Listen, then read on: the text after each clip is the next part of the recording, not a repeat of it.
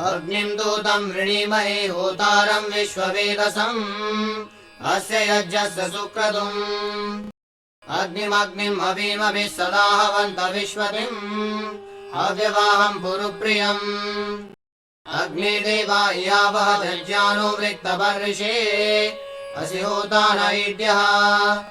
तांशतो विबोधय यदग्ने यासि दूत्यम् देवैरासत्सि पर्षे हृताः वनलीलिव प्रतिस्परिशतोदः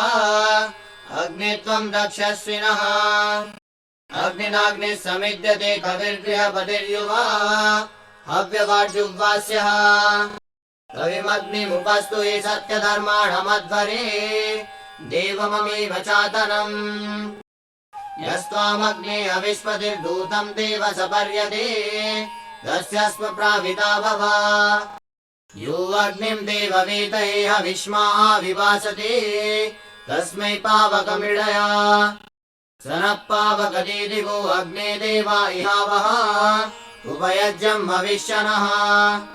स नस्तवानावर गायत्रेण नवीयसा रयिम् वीरवतीमिषम्